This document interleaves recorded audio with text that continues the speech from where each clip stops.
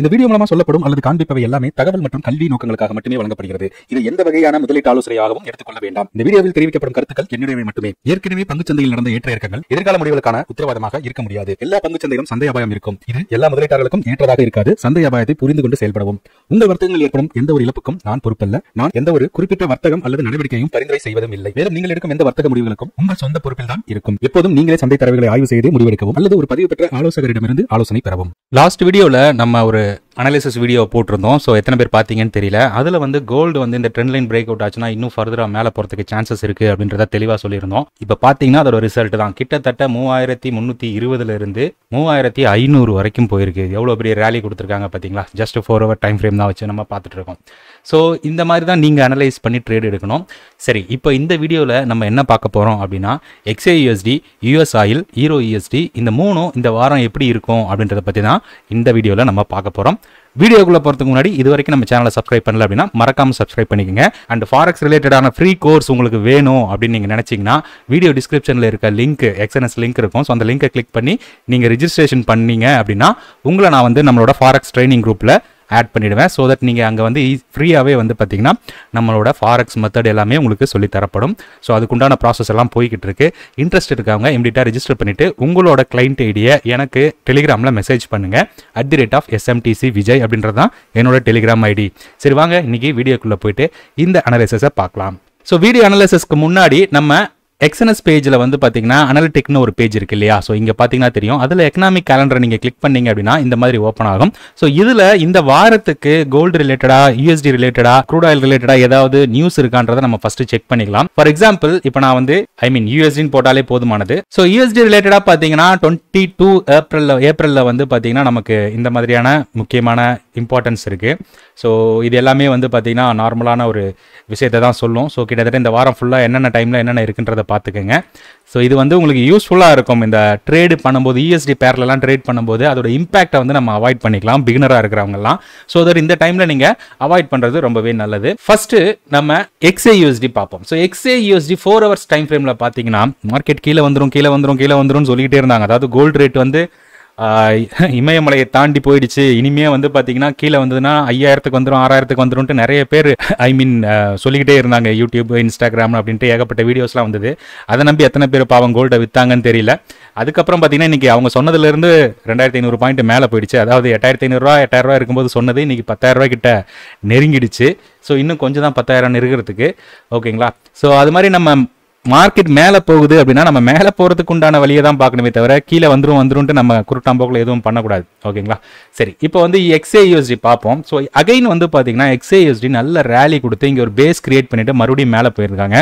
மறுபடியும் ஒரு சின்ன கன்சல்டேஷன் மாதிரி, அதாவது ஒரு சின்ன ஸ்விங், அதாவது ரீட்ரேஸ்மெண்ட்னு சொல்லுவாங்க இல்லையா?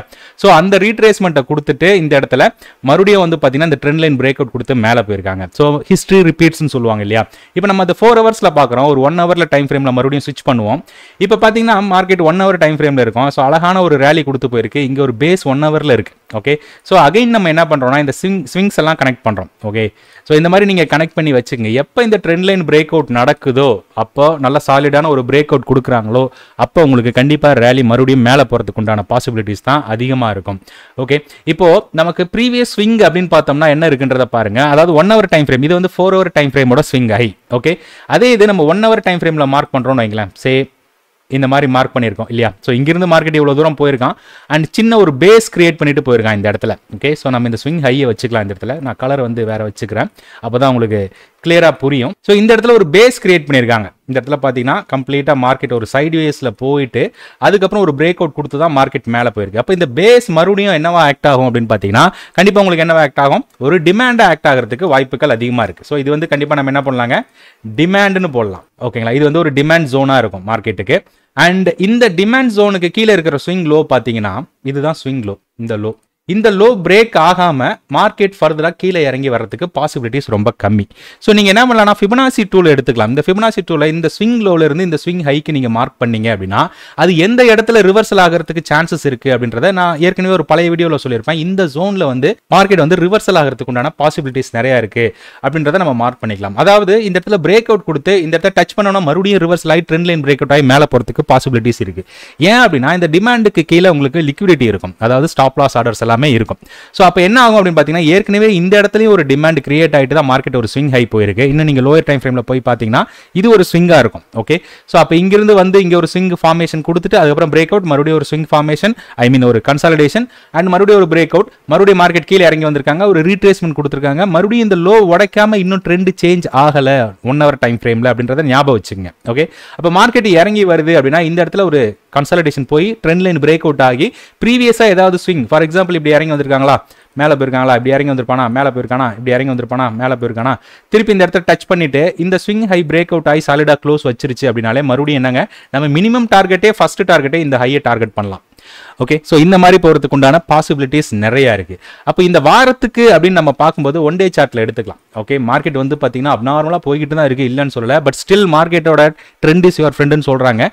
ஸோ அப்போ நமக்கு என்ன பண்ணணும், எனி ரீட்ரேஸ்மெண்ட் டவுன் ட்ரெண்டில் வர்ற எந்த ஒரு சிக்னலுமே நமக்கு என்னவா இருக்கும், டவுன் ஆகுது அப்படின்றது என்னவா இருக்கும்னா நமக்கு அடுத்த கட்ட இன்வெஸ்ட்மெண்ட்டுக்கு, அதாவது நம்மளோட பையிங் ஆப்பர்ச்சுனிட்டியாக தான் இருக்கும் அப்படின்றத மைண்டில் வச்சுட்டு நீங்கள் ட்ரேட் பண்ணுங்க. அதாவது மார்க்கெட் ஸ்ட்ரக்சரை கண்டிப்பாக நீங்கள் புரிஞ்சுக்கணும். புரியலன்னா ரைட் சைடில் ஒரு இந்த ரைட் சைடில் கார்னரில் உங்களுக்கு ஒரு ஐ பட்டன் வரும், அதை கிளிக் பண்ணி அந்த வீடியோவை பார்த்தீங்கன்னா பிகினராக இருக்கவங்களுக்கு கண்டிப்பாக மார்க்கெட் ஸ்ட்ரக்சரை எப்படி ரீட் பண்ணணும் அப்படின்றது தெளிவாக புரிஞ்சிடும். ஓகே, ஸோ அப்போ நமக்கு என்னன்னா இந்த ஸ்விங் ஹை எடுத்துக்கங்க, இது ஒரு சப்போர்ட் லெவலில் ஆக்ட் ஆகும்.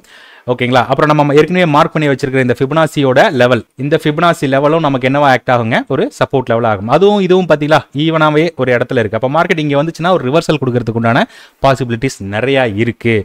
ஒருவேளை இந்த லோவும் பிரேக் ஆகிடுச்சுங்க, இந்த ஸ்விங் இருக்குது பார்த்தீங்களா, இந்த இடத்துக்கும் பிரேக் ஆகிடுச்சு அப்படின்னா என்ன பண்ணணும் அப்படின்னா அடுத்து நம்ம மார்க்கெட் எங்கே சப்போர்ட் எடுக்கணும், ப்ரீவியஸாக இருக்கக்கூடிய ஸ்விங் லோ தான் நமக்கு அடுத்து இருக்கக்கூடிய சப்போர்ட் லெவலாக ஆக்ட் ஆகும்.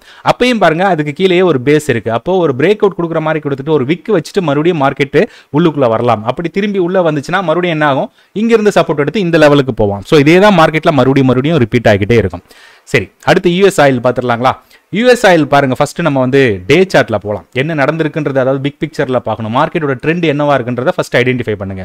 கம்ப்ளீட்டா நமக்கு டே சார்ட்ல டவுன்ல இருக்கு, வீக்லியில கம்ப்ளீட்டா டவுன்ல தான் இருக்கு மார்க்கெட். ஓகே, ஸோ வீக்லி சார்ட்லயும் வந்து பாத்தீங்கன்னா மார்க்கெட்டு டோட்டலாவே நமக்கு ஒரு டவுன் ட்ரெண்டு. ஆனா இந்த இடம் ஒரு சப்போர்ட்டா தான் ஆக்ட் ஆயிட்டு இருந்திருக்கு எவ்வளவு நாள். இப்பயுமே அது ஒரு சப்போர்ட்டா தான் ஆக்ட் ஆயிருக்கு. இங்க பாத்தீங்கன்னா தெரியும் மார்க்கெட்டு வீக்லியில் கீழே இதுக்கு கீழே க்ளோஸ் வைக்கிற மாதிரி வச்சுட்டு மறுபடியும் இதுக்குள்ளே வந்து க்ளோஸ் வச்சிருக்கான் பார்த்தீங்களா. ஸோ அதுவும் நல்ல ஒரு டோஜி கேண்டில் ஃபார்மேஷன் மாதிரி ஒரு ஃபார்மேஷனில் இருக்குது. விச் மீன்ஸ் இந்த இடத்துல மறுபடியும் டிமாண்ட் இருக்குது அப்படின்றத கிரியேட் பண்ணுது. ஓகேங்களா, ஸோ அப்போ இந்த லோலாம் நீங்கள் மார்க் பண்ணிக்கோங்க வீக்லியில். அண்ட் இது பிரேக் ஆச்சுன்னா இந்த இடத்துல இருக்கக்கூடிய லோ, அண்ட் இது பிரேக் ஆச்சுன்னா இந்த இடத்துல இருக்கக்கூடிய ஹைஸ், இதெல்லாமே அடுத்தடுத்து இருக்கக்கூடிய சப்போர்ட்.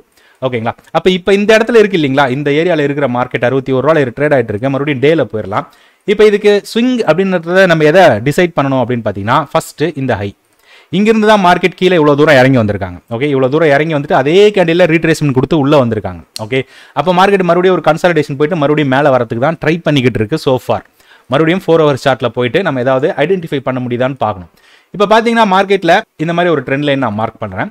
மார்க்கெட் கீழே இறங்கி வந்தது, இந்த ஸ்விங்கை மார்க் பண்ணுங்க. இப்போ நம்ம பார்க்குறது 4 hour சார்ட். ஓகே, ஸோ இங்கேருந்து வந்தால் ஒரு கன்சாலிடேஷன் டவுன் அண்ட் மறுபடியும் ஒரு ஹை அண்ட் மறுபடியும் ஒரு டவுன், மறுபடியும் ஒரு ஹை, ஒரு அப்பு, இன்னும் இது வந்து இந்த மாதிரி போய்கிட்டு இருக்கு இல்லையா. இப்போ இந்த இடத்துல பாருங்க மார்க்கெட் இறங்கி வந்துச்சு, மேலே போச்சு, இறங்கி வந்துச்சு, மேலே போச்சு, இறங்கி வந்துச்சு, ஒரு ஹை வச்சான். ப்ரீவியஸாக இருக்கக்கூடிய ஹைக்கு மேலே இன்னும் க்ளோஸ் வைக்கல அப்படின்னும் போது இந்த ஸ்விங் இன்னும் பிரேக் அவுட் ஆகலை. ஆனால் இந்த இடத்துல இது வந்து ஒரு நியூஸ் பேஸ்டு மார்க்கெட்டாக இருந்ததுன்னா என்ன பண்ணலாம், மேபி இருக்கலாம், நியூஸ் பேஸ்டு மார்க்கெட்டாக இருக்கிறதுக்கு வாய்ப்புகள் நிறையா இருக்கு இல்லையா. ஸோ அப்போது இந்த ஸ்விங் ஹையை நீங்கள் இங்கே ஃபார்மேஷன் பண்ணுங்க. அதாவது என்ன சொல்கிறேன் அப்படின்னா இந்த ஸ்விங் ஹையை நம்ம இந்த ஏரியாவில் கன்சிடர் பண்ணணும் அப்படின்னா நமக்கு இப்போ இந்த கேண்டில் இதுக்கு மேலே போய் க்ளோஸ் வச்சிருக்காங்க. அண்ட் ப்ரீவியஸாக இருந்த லோவையும் பிரேக் பண்ணாமல் மறுபடியும் ஒரு இன்டர்மீடியட் ஸ்விங்கு போயிட்டு இந்த இடத்துல இந்த லெவலும் பிரேக் அவுட் ஆகி க்ளோஸ் வச்சிருச்சு. கிளியர், ஓகேங்களா. இப்போ மார்க்கெட் மறுபடியும் பாருங்க கீழே இறங்கி வந்து இந்த ஹைக்கு மேலே சப்போர்ட் எடுத்து மறுபடியும் மேலே போகிறான். அப்போ அகைன் என்ன ஆகும், இந்த லெவலை வந்து டச் பண்ணிட்டு மறுபடியும் கீழே இறங்கி வரதுக்கு பாசிபிலிட்டிஸ் இருக்கு. அகைன் இந்த ட்ரெண்ட் லைனில் வந்து சப்போர்ட் எடுக்கலாம். மறுபடியும் என்ன ஆகும், மறுபடியும் இங்கிருந்து மேலே போய் இந்த லெவல் பிரேக் அவுட் ஆனா எங்கிருந்து ஃபாலோ வச்சா அது வரைக்கும் போகிறதுக்கு சான்சஸ் நிறைய இருக்கு. அப்போ இந்த இடம் தான் நமக்கு நெக்ஸ்ட் செல்லிங் டார்கெட்டாக இருக்கும். இதுதான் நமக்கு சப்ளை இருக்கு அண்ட் ஓபியும் இருக்கு அப்படின்றத மைண்டில் வச்சுக்கோங்க. ஓகே, அப்போ மார்க்கெட்டில் நமக்கு எப்பெல்லாம் வந்து ட்ரெண்ட் வந்து அப்சைடு திரும்புறதுக்கு உண்டான ஸ்ட்ரக்சரை கொடுக்குதோ அப்பெல்லாம் பையிங் ஆப்பர்ச்சுனிட்டி பார்க்கணும். இப்போ இந்த ஏரியாவில் நான் பையிங் பண்ணுமா செல்லிங் பண்ணுமானா கண்டிப்பாக இறங்கி வந்து ட்ரெண்ட் லைன் கிட்ட இந்த சப்போர்ட் லைன் கிட்ட ஒரு ரிவர்சல் கேண்டில் வந்தது அப்படின்னா கண்டிப்பாக நீங்கள் பையிங்க்கு தான் பார்க்கணும். ஸோ இந்த மாதிரி நீங்கள் அனலைஸ் பண்ணுங்க. இதுதான் வந்து யூஎஸ் ஆயிலுக்கு உண்டான அனலைசஸ். அண்ட் ஈரோ யூஎஸ்டி பார்த்துடலாம். ஈரோ யூஎஸ்டி வந்து பார்த்தீங்கன்னா இந்த ட்ரம்ப் நியூஸ் வந்ததுலேருந்தே கொஞ்சம் நல்லா தாறுமாறாக தான் போய்கிட்டு இருக்கு மேலே. ஏன்னா ரொம்ப வருஷமாகவே இது வந்து கீழே தான் இருந்தது, ஒரு கன்சாலிடேஷன் ஜோனில் தான் இருந்தது. இப்போ வந்து பார்த்தீங்கன்னா கம்ப்ளீட்டாக இவங்க என்ன பண்ணியிருக்காங்க பாருங்க, இந்த ஜோனை வந்து கொஞ்சம் ஓவர்டேக் பண்ண ஆரம்பிச்சிருக்காங்க. அதாவது இந்த வீக்லி ஹை அப்படின்ற ஏரியா வந்து ரொம்ப நாளாகவே நமக்கு வந்து ஒரு ரெசிஸ்டன்ஸ் ஜோனாகவே ஆக்ட் ஆகிட்டு இருந்தது இந்த ஏரியா, இந்த ஜோன். அதே மாதிரி இந்த சப்போர்ட் லெவலும் நமக்கு என்னவா இருந்ததுங்க, ஒரு சப்போர்ட் லெவலாக ஆக்ட் ஆகிட்டே இருந்தது ரொம்ப நாளாக. கிட்டத்தட்ட வந்து பார்த்தீங்கன்னா 2023 2024-25 வரைக்குமே அந்த லெவல் தான். இப்போ தான் இந்த லெவலை வந்து பிரேக் அவுட் கொடுத்துருக்கு மார்க்கெட். ஓகேங்களா, அதுவும் வந்து பார்த்தீங்கன்னா இந்த ஹை கிட்ட ட்ரேட் ஆகிட்டு இருக்கு. அண்ட் அடுத்தடுத்து இருக்கக்கூடிய ஸ்விங் ஹை எல்லாம் நம்ம மார்க் பண்ணிக்கலாம். இப்போ நம்ம மார்க் பண்ணுறதுலாம் கிட்ட இருக்கிற மாதிரி இருக்கும். ஆனால் இது எல்லாமே வீக்லியோட ஸ்விங் ஹைஸ். ஸோ தட் நமக்கு என்னவா இருக்கிறதுக்கு வாய்ப்புகள் இருக்குங்க, ரொம்ப டிஸ்டன்ஸில் தான் இருக்கும். ஸோ அப்படியே நம்ம 4 hours 1 hour அப்படின்னு நீங்கள் பார்க்கும்போது இப்போ பாருங்க இந்த இடத்துல என்ன நடக்குது பாருங்க. 1 hour அதாவது 4 hours நம்ம பார்க்குறோம். ஒரு ட்ரெண்ட் லைனில் வந்து மார்க்கெட் வந்து பாருங்க ஒரு சின்ன 4 hours ஒரு இந்த ஸ்விங்ல இருந்து இந்த ஸ்விங் வரைக்கும் நம்ம மார்க் பண்ணுறோம். ஓகே, அப்படி மார்க் பண்ணும்போது மார்க்கெட் என்ன இருக்கு, ப்ரீவியஸாக இருந்த கன்சாலிடேஷன். ஓகேங்களா, இதுக்கு மேலே கன்சாலிடேஷனில் பிரேக் அவுட் ஆகி மேலே போயிருக்கான். இப்போ மார்க்கெட் ஒரு சின்ன ரீட்ரேஸ்மெண்ட் கொடுக்குறாங்க. ஏன்னா லோயர் ஹை ஃபார்மேஷன். இப்போ நீங்கள் 1 hourல கன்வெர்ட் பண்ணி பார்த்தீங்கன்னா தெளிவாக தெரியும்.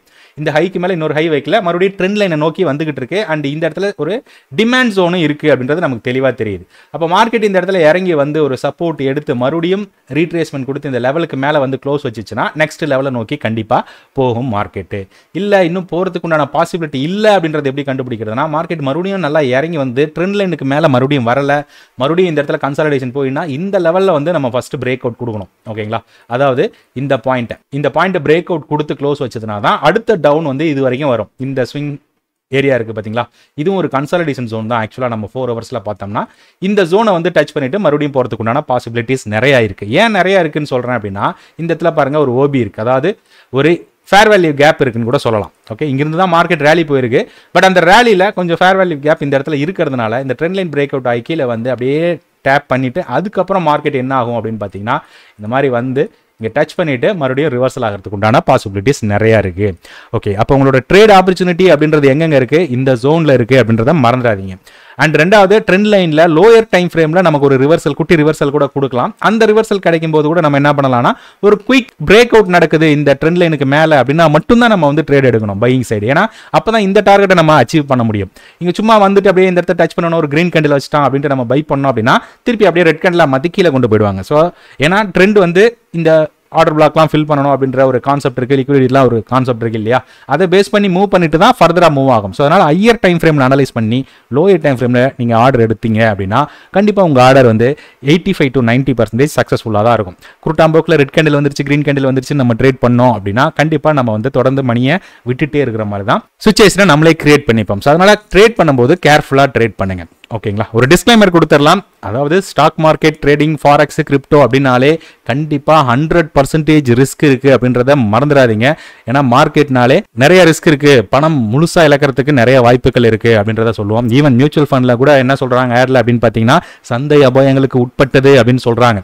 ஸோ அதனால் நீங்கள் யூடியூப்பில் வீடியோ பார்த்துட்டு இன்னொருத்தர் அது சொல்கிறாரு, இன்னொருத்தர் இது சொல்கிறாரு அப்படின்னு சொல்லிட்டு அதெல்லாம் பார்த்துட்டு ட்ரேடு எடுக்காதீங்க அப்படின்றத என்னோட பணிவான வேண்டுகோள். தயவு செய்து உங்களோட அனாலிசிஸை நீங்கள் லைவில் பண்ணிக்கங்க. உங்களுக்கு கான்ஃபிடென்ட் கம்ஃபர்டபுள் இருந்தால் மட்டும் அதுக்குண்டான மினிமம் ரிஸ்க் என்ன உங்களால் முடியுமோ அதுக்கேற்ற மாதிரி நீங்கள் ட்ரேட் பண்ணிக்கங்க.